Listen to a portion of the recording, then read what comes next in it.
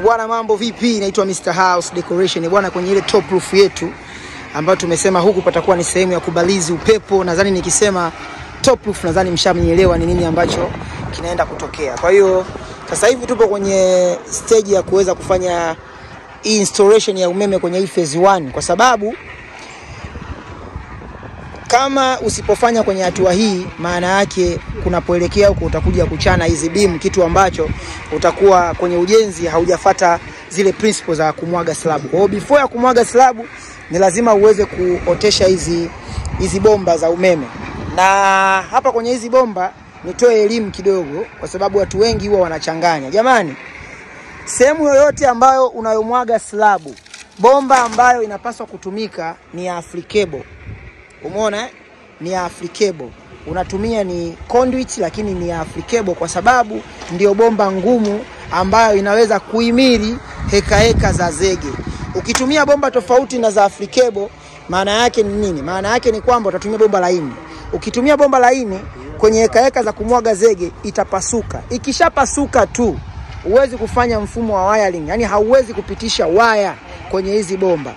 Kwa hiyo kitu ambacho kinachotakiwa ni kwamba unapofanya mfumo wa umeme kwenye hizi sehemu za kumwaga slab, kwenye hii phase 1 ya kuweka bomba, make sure unatumia bomba ngumu. Na bomba ngumu tushaklemishwa kwamba ni applicable kwa sababu wao ndio wana quality ya bomba hizi za umeme kwenye hizi phase 1 ya kufanya installation ya umeme. Kwa hiyo make sure unazingatia hilo ili baadaye usije kupata hasara ya kuweza kuchana slab, kwa sababu mwisho wa siku ukifeli kwenye kufanya hii phase 1 kitakachotokea baadaye ni kwamba utafeli kuja kupata decoration za taa.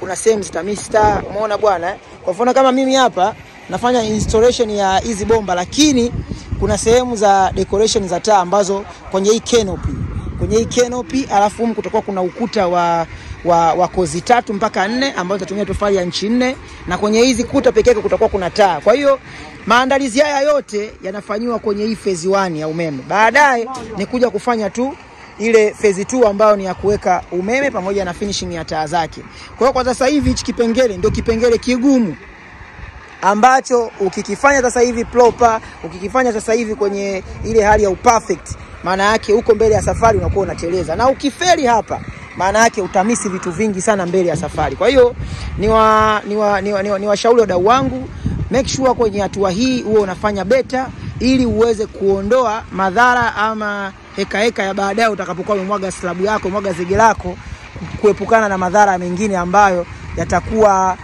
utafanya vitu fulani vitamisi. Kwa mfano kama hizo taa za decoration na vitu vingine itabidi tena ukuta uchane kwa sababu haukufanya maandalizi mapema. Kwa mpaka hapo nadhani mmenielewa. Mimi naitwa Mr. House Decoration. Ili zoezi limeanza, tunamaliza hii phase 1 ya umeme. Baada ya hapa tutamwaga zege. Tukishamwaga zege tutaliacha zege letu ndani ya siku 14. Tukiliacha ndani ya siku 14 tukiibuka, tunaibuka na kitu kingine. Lakini this week inayoanza, kwa maana hii Jumatatu hii hapa hii, nitakuja kukuonesha picha ya hapa namna inavyoonekana, na sio mbali, ni kesho tu nakuja kukuonesha picha ya hapa, yani decoration zake. Ndio kitu ambacho sasa hivi nakiandaa. Kwa hiyo soon na kuonyesha picha halisi hapa namna ambavyo patakavyokuja kuwa. Mimi naitwa Mr. House Decoration. Don't forget to subscribe.